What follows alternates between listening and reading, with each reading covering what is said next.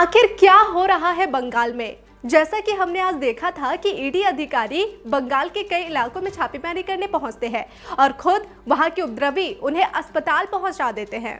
और यहीं पर सवाल उठ रहे हैं कि कानून व्यवस्था किस हद तक गिर चुकी है बंगाल की। लोग ये सवाल अब पूछने लगे हैं। बंगाल की हकीकत आज की ये तस्वीर बयां कर रही है। नमस्कार, मैं हूं सुहाना आपके साथ और मैं हूं श्वेता।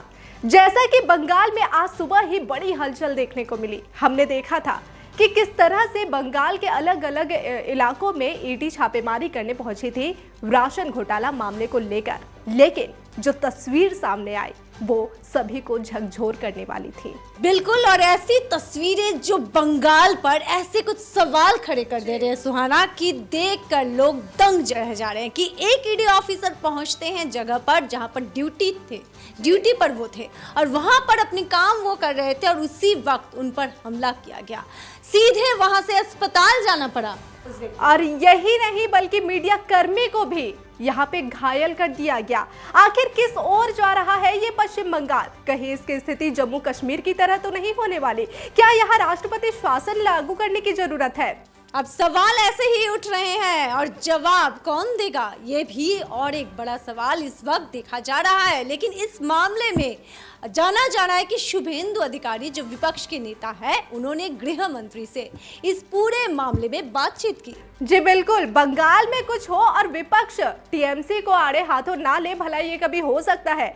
जब मामला इतना बड़ा हो तो आखिर विपक्ष पीछे कैसे हटता? और वैसे ही शुभेंदु अधिकारी जैसे ही वो एक्टिव है, उसके साथ ही सुकांत मजूमदार ने भी ये आरोप लगाया कि सिर्फ यहाँ पर जो उनके एसोसिएट्स थे, जिस नेता के घर पर हुई ये रेड, उनके जो सहयोगी थे उन्होंने नहीं, इसमें कुछ ऐसे लोग भी शामिल है जो एंटी सोशल है, ऐसा ही आरोप लगा रहे हैं वो। जब बीजेपी टीएमसी को आड़े हाथों लेंगे और टीएमसी चुप रहे, भला ऐसा हो सकता है? यही वजह है कि टीएमसी ने भी इसका पलटवार कर दिया है। शुभेंदु अधिकारी एक तरफ ट्वीट करते हैं और आड़े हाथों लेते हैं, तो वही टीएमसी नेता शांतनु सेन का बयान आ जाता है और वो साफ बीजेपी को ही आड़े हाथों लेना शुरू कर देते हैं। चलिए आपको वो ट्वीट दिखाते हैं जो कि एक्स हैंडल पर शुभेंदु अधिकारी जी ने किया है और वहां पर साफ तौर पर उन्होंने लिखा है कि गृह मंत्री अमित शाह को ये पूरे मामले में वो जानकारी दे रहे हैं कि किस हद तक पश्चिम बंगाल की व्यवस्था सामने आई है।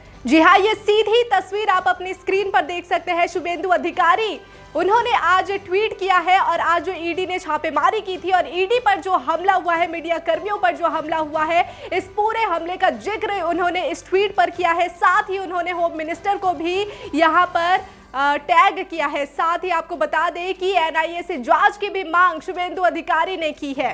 और इसके बाद सुकांत मजूमदार ने क्या कहा, चलिए पहले आपको वो सुनाते हैं। নতুন কি আবার রোহিঙ্গাদের কাছে গেলে তো আক্রান্তই হবে না, চুমুক হবে নাকি সাংবাদিকদের? রোহিঙ্গা বসাবেন আপনারা, তাই হবে।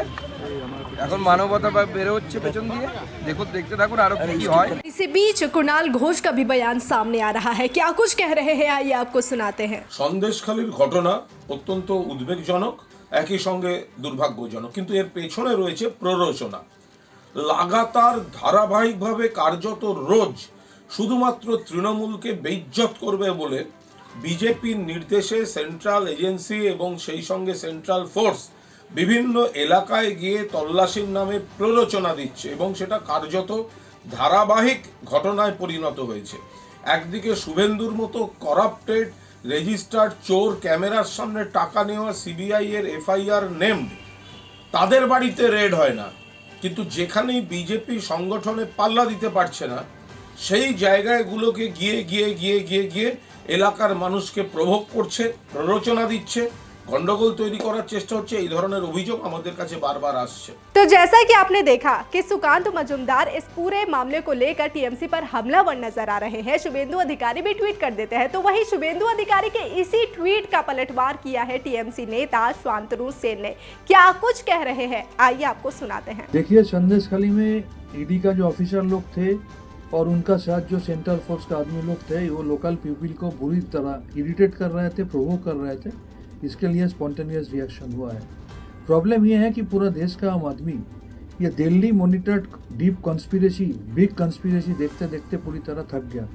जहाँ तक बंगाल का सवाल है, डेली बेसिस में तृणमूल कांग्रेस के खिलाफ ये कॉन्स्पिरेसी किया जा रहा है। और आप ये देखिए, जो बंदा ये सब पोस्ट कर रहा है सोशल मीडिया में, जिसको कैमरा का सामने पैसा लेते हुए देखा गया, वो लीडर ऑफ अपोजिशन शुभेंदु अधिकारी, वो करप्शन का टॉप लिस्ट में है। उनका पूरा परिवार का आदमी के खिलाफ करप्शन का आरोप है, लेकिन उनके खिलाफ सेंट्रल एजेंसी का कोई कार्रवाई नहीं हो रहा है। तृणमूल कांग्रेस जीरो टॉलरेंस बोलता नहीं है, करके दिखाता है, लेकिन बीजेपी का हिम्मत नहीं है जीरो टॉलरेंस टू करप्शन बोले, क्योंकि उनको मालूम है उनका 90% लीडर करप्ट है। जहाँ तक मीडिया का ऊपर आक्रमण और हमला का सवाल है, तृणमूल कांग्रेस कभी इसको सपोर्ट नहीं करता है, तृणमूल कांग्रेस इसको कंडेम करता है। व्यूअर्स, आपने देखा कि किस हद तक राज्यसभा के इन सांसद ने कहा कि प्रोवोक किया जा रहा था। किसने प्रोवोकेशन दिया? उकसा रहे थे कौन? वो ईडी करता जो आधिकारिक गए थे। ये कैसे संभव है? और इस तरह के आरोप उठते ही, जो कि खुद एक सांसद उठा रहे हैं सुहाना, इस पर भी एक बड़ी सवाल अभी उठ रही है। आम जनता और पॉलिटिशियंस के भी एक पार्ट अभी दिखा जा रहा है कि ऐसे कुछ सवाल कि शांतनु सेन एक सांसद होकर ऐसे सवाल कैसे उठा सकते हैं। जी हाँ, शांतनु सेन जो ये सवाल उठा रहे, साथ ही वो भले ही कह रहे हैं कि इस तरह का आक्रमण करना, हमला करना टीएमसी इसके पक्ष में नहीं है, टीएमसी इसका समर्थन नहीं करती है, लेकिन बंगाल में इस तरह की जो घटना घटी है, यहाँ की कानून व्यवस्था को साफ जाहिर कर रही है। और अभी ये प्रश्न उठ रहे हैं, सवाल उठ रहे हैं कि आगे और क्या होने वाला है, क्योंकि सुहाना हम जानते हैं कि कुछ ही दिनों में लोकसभा चुनाव होने वाला है और उसके पहले ही एक केंद्रीय जांच एजेंसी आती है, उन्हें मार पीट कर अस्पताल पहुंचा दिया जाता है। तो क्या तैयार है बंगाल लोकसभा चुनाव के लिए सुहाना? साल 2024 का आगाज हो चुका है और महज कुछ ही समय बचा है लोकसभा चुनाव होने में है, लेकिन इससे पहले ही बंगाल की राजनीति में जो उठापटक देखने को मिल रही है, इसका असर लोकसभा चुनाव में देखने को मिल सकता है। लेकिन श्वेता, जो तस्वीर हम बंगाल में देख रहे हैं, जो स्थिति जो ऐसी हो गई है, क्या यहाँ पे राष्ट्रपति शासन लागू करने की नौबत आ सकती है? एक काम करते हैं सुहाना, यही सवाल हम अपने व्यूअर्स पर छोड़ते हैं कि आपका है क्या जवाब। कमेंट करके हमें बताइए कि क्या इस हद तक कानून व्यवस्था गिर चुकी है पश्चिम बंगाल में कि राष्ट्रपति शासन जारी करना बहुत जरूरी है। कमेंट कीजिएगा और हमें बताइएगा। तब तक के लिए देखते रहिए डिजिटल खबरीलाल। खबरें आपकी, नजर हमारी।